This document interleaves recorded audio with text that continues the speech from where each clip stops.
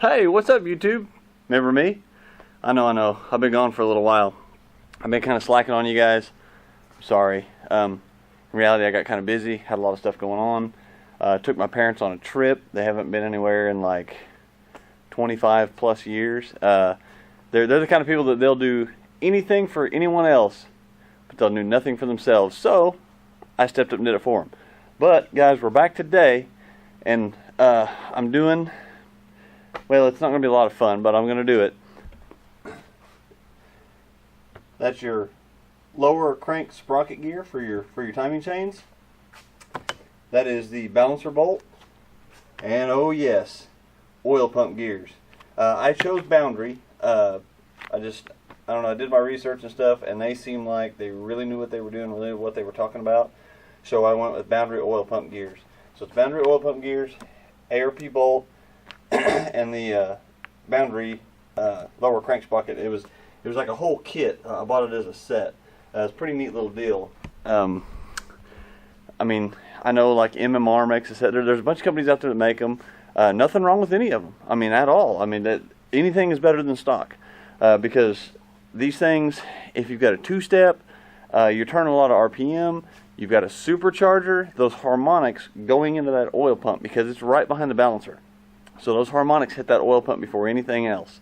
With a two-step, as it's bouncing the RPM and hanging there, it starts clattering those oil pump gears together, and it breaks them. Guys, if you're racing something, no matter how much you know about vehicles, you should at least know this, that if you're, say, 6,000 RPM and your oil pressure drops to 0, I don't have to go into depth to explain of how bad this could be, like how detrimental it is to the engine. Like, it will destroy everything. So I'm gonna get to tearing this thing apart, get them suckers in there. Cross your fingers. I've never been into one of these engines, but then again, everything I've ever been into, I've never screwed up. Knock on wood. Step one, guys, gotta have your parts, gotta have your tools. Jesus, my shop's dirty. And a very important step, especially if you're married, like I am. Very important step. Wear clothes that you don't give a crap about, and especially that your wife doesn't give a crap about, because I promise many married men have been murdered over ruining a good pair of pants. I've been threatened a few times. But guys, I'm going to get tore into this thing. Wish me luck. When it comes to the timing chain, like putting the timing chains back on, I'm going to kind of cut in and do like step by step of it, because a lot of people are screwing this up. Whenever they went from the Gen 1 to the Gen 2 Coyote, it changed the timing just a little bit. I've got full printouts of it. That's why it's good to be in the car community, because whether you work at a dealership or not, whatever, if you're in the car community, you will somehow in some way have ties to someone at a car dealership, and you can get these timing instructions for free. So always be part of your local car community. It's good. It's got a lot of benefits. Helping hands, you know, getting a hold of tech articles, things like that, which whatever. But guys, I'm gonna get torn into this. Wish me luck, and I'll bring you along for the ride. It should be fun. Okay, so we've dismantled some crap up here, took the intake out of the way, went ahead and popped loose a few of the coolant hoses and stuff, breather hoses, all this junk, and then we took off all the skid pans, because this is where I see a lot of stuff go wrong. Hard getting on a creeper when you're old, but this is where I see a lot of stuff go wrong. Guys, you need a clean pan to get up underneath here and bring your coolant into. Alright, so I'm sorry I didn't catch this on film, but it was pretty good. So right now we're at about the, I don't know, 45-minute mark into this adventure. So I'm trying to get the water pump out, okay? And I don't want to make too much of a mess, but the backside of the water pump, you can see there's an O-ring. That guy right there. Okay? So that O-ring fits in the block. Right there. Okay, so I took the water pump loose And I knew good and well there was going to be a lot of coolant, you know, still in the block, still behind the water pump, all that, because it's, without pulling the block plugs and everything, you only drain out so much coolant through the radiator. So I knew there was going to be a lot of coolant back there. You know, so I got both hands on the water pump. I'm wiggling and pulling, and I'm trying to be real careful because I just want to inch it out and just kind of seep the coolant out. Nah. That sucker, when it came loose, it freaking pulled completely out. And there just coolant just freaking everywhere. Okay, oil pump's out. It's all taken apart. Here's the old gears right there. This is the one that breaks. They break like right along there. I say we clean this thing off. Look who made it. Finally. Oh, I got him. I already came in and got the extension out of the fender. Yeah, I dropped an extension in the fender and he got it out. But I'm gonna clean this thing off and do the drop test, because they're supposed to break when you drop them on concrete, and I got a little bit of concrete. So I'm gonna clean this off and we're gonna throw it down. Whoa! Hey, there it went. That's what they do in your engine. Now imagine a catastrophic failure like that, like I was talking at like 7,000 RPM. You have just lost all your oil pressure, not to mention all the little fragments that would have came off that we just can't see are now traveling through your engine that is hauling the mail. You're screwed at that point. Okay, and here we are to timing it. Now, when you take it apart, you rotate till your keyway is straight up and down. This chain, or this gear, has an R that points up. That's where you take that chain off. Then you rotate it till your keyway's in the 5 o'clock position, and there's a stripe right there on the crank gear that's up, and you have an L. I don't know, you can't really see it, but there's an L that points straight out. That's where that's where you take the chain off. So this is where we go back on, is right here. So let me get the chain. Now they're tough to see, but you can see that link right there is a little different color, and there's another one right here on the other end of the chain. I don't know how well you can see that. Those blue links go on your timing marks. So let's put this puppy on there. And I know this is going to be a lot of fun to do.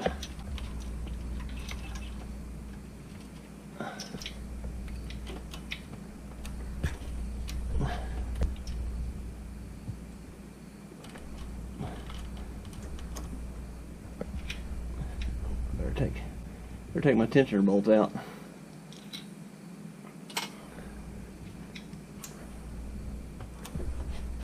Put down the oil pump bolt.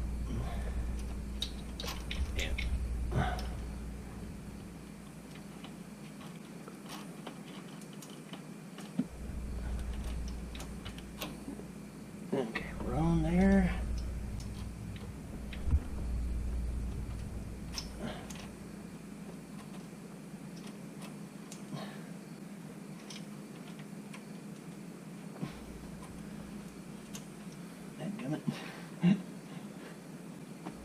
Alright, we're going to rotate it a little bit. When you're taking these off, you got to rotate them a little bit one way, a little bit the other way, to get everything to line up. All happy.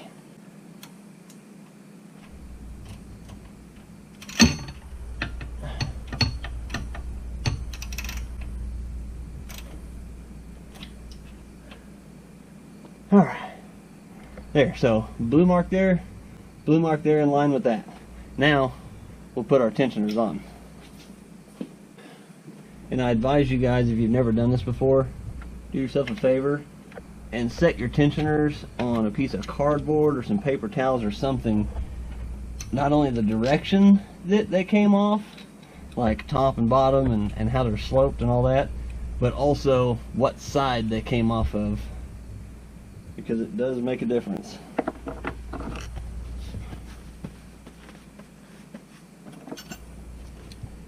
And when you use a really good oil, this is kind of a pain because everything's so slick.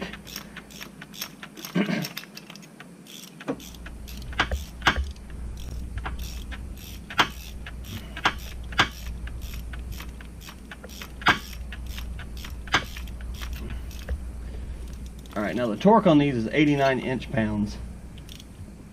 But that felt like 89 inch-pounds to me. Alright. This guy is the fun one, because now you've got pre-tension on the chain. And this is where you got to kind of rotate things around a little bit to get it to fit.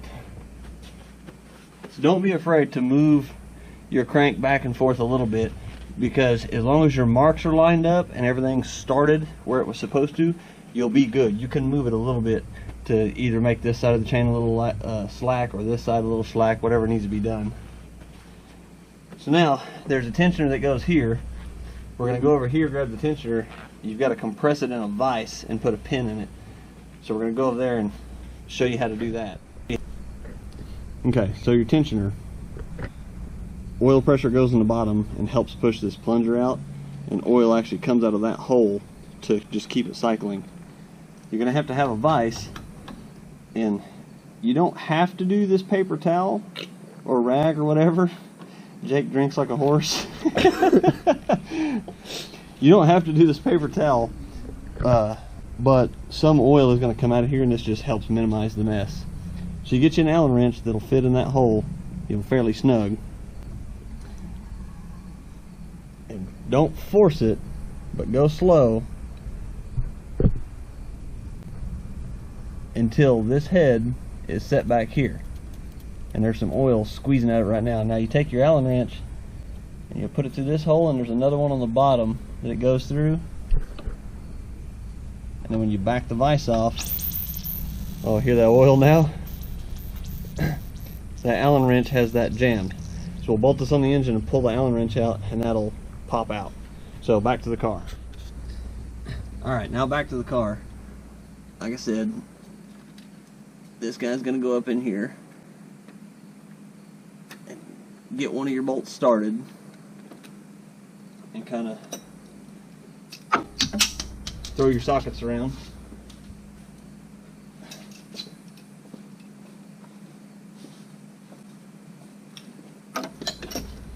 This is the fun of oily hands.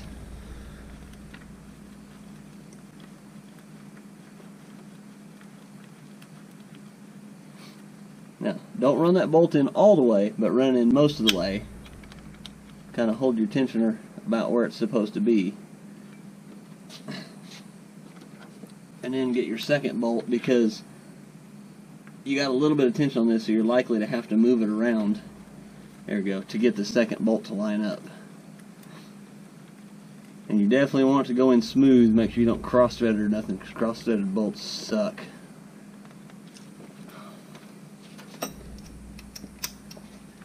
And these are the same 89 inch-pounds, because they're pretty well the exact same bolt as that tensioner retaining bolt down here.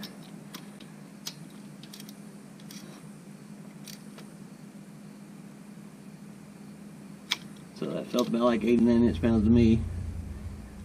Honestly, I probably went about 120, but there. And now you pull the pin, throw the grenade. And you'll see that move just a little bit, and put tension on that. When you start the car and it gets oil pressure, it'll push on it even more to hold more tension. So now, onto the passenger side. Now, right here, you rotate one full revolution, so you'll go all the way back around to bring this timing mark back up, or the keyway at the 5 o'clock position. Then, after you've done that, you will rotate the crank so the keyway is back at 12 o'clock. So you're going to go like 1 2/3 full revolutions, and then put this chain on, lining up the blue links with the marks.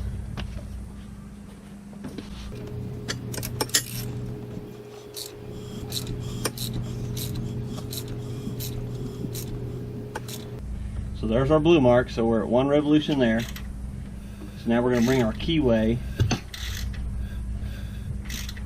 back up here to 12 o'clock. So there's our keyway at 12 o'clock, so our blue mark is down here. So get the chain and get to do the joy of lining up all the little blue links with all their spots. And this is honestly probably the worst part of this, is just fighting these stupid blue links. Now that one go on.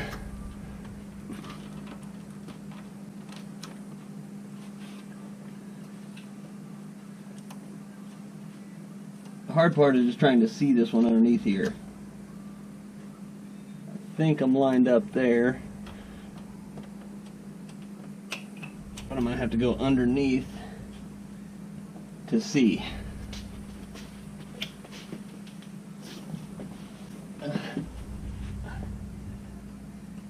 Okay, we are lined up. So from this point, we'll put the tensioners back on. Same process as this side. Put your one tensioner on, put the bolt in, torque it, put your other guide on, put your tensioner in, pull the pin, throw the grenade. So we'll get this all together and we'll come back when it's all put back together and we're starting it. Okay, now going back together, I mentioned this yesterday on the front cover where the head meets the block and the front cover meets the oil pan and all those junctions. You can kind of see right here where the front cover meets the head again up top where the valve cover would sit on both these points. You're going to need to come through here and you're going to need to clean off, scrape off, use a razor blade or something, get off all that gasket material. Then take a rag and go around. You're going to want to wipe your entire gasket surface because you need this, you need it clean, no oil, none of that, and you're going to have oil and stuff on it. So wiping all back up in here. And kind of watch too, if you see any large chunks, get them off with your hands so you don't knock them down into the engine. Just extra trash floating around your oil. Okay, so once you've wiped all your gasket surface off, and you'll do the same thing, you'll wipe the gasket that's on the valve cover as well. You're gonna take some sort of sealant, and guys, this is where I see this go bad so often. You'll want to put a little bit of sealant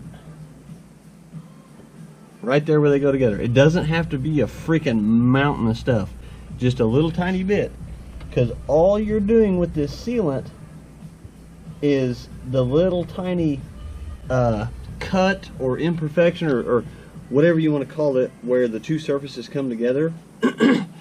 That will actually get into that groove, whereas the rubber gasket on the valve cover won't.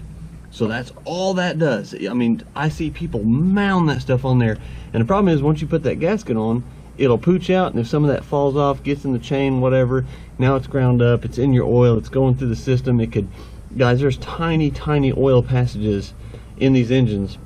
You know, the oil that goes to actuate your cams to turn them, for the timing chain tensioners, all that, you've got these tiny little passages, and a chunk of that could get in there, plug up one of those passages, and then now you've got problems over a $6, you know, tube of stuff. So don't put a ton on there. I mean, it just needs to be a little bit. Woo! And just like that, it's all done. Just this is so hard to do the backwards thing. Just waiting on coolant, you know, letting the system run, get all the coolant back into it. It takes a while. I will say these things take a minute to heat up and get the coolant all cycled back through them. And of course, you know, got my light, you know, looking all around it, under it, over it, you know, double, triple checking, making sure everything is all good. But everything seems to be fine. I mean, I keep coming over here and kind of peeking in at the temperatures and stuff, and the temperatures seem okay. Everything's good. I mean, it's, guys, I won't lie, this is a pain in the butt job. I sort of understand why some people pay people to do it, because it does suck. But to me, that's part of hot rodding. That's part of being into cars, is getting in there and getting dirty and doing every single thing that you can possibly do. Like, I know people that will cop out on jobs that they're fully capable of doing just because they don't want to. They would rather pay someone to do it. And man, that's not hot rodding to me. Maybe I'm old school. Guys, I'm just sitting here waiting on this thing. big key point, I'm pretty sure I didn't recommend this or didn't say anything about this. Guys, if you do this, do an oil change also. Change your oil. Once you got everything buttoned back up, change the oil, because you are going to get coolant, little pieces of gasket material, dirt, dust. You're gonna get crap in the oil. So just go ahead, do yourself a favor, spend the 50, 60, 70 bucks, whatever it costs you to do an oil change, change the oil. Like, don't make a mistake like that and have that cost you some damage to your engine just because you wanted to save a few dollars after you just spent $300 on a stupid oil pump. But guys, I'm going to continue to do this, sitting here waiting for coolant to process through. It's extremely riveting. It's like a action-packed sort of deal. Not really. But I'm going to do this, start editing this video for you guys. Thanks for sticking around. Hope you learned something. I know I did. This is my first mod motor to go into. But guys, sorry about the huge gap in videos. Like I said, I got busy and stuff. But man, we're going to keep coming back at you with some more racing action, tech stuff like this. There is a pretty big race coming up October 20th, and I will be at the track. I will be bringing you the racing action. It's track racers versus street racers, so it'll be good. But in the meantime, guys, thanks for hanging out with me. I hope you learned something, and we'll see you next time. Peace out.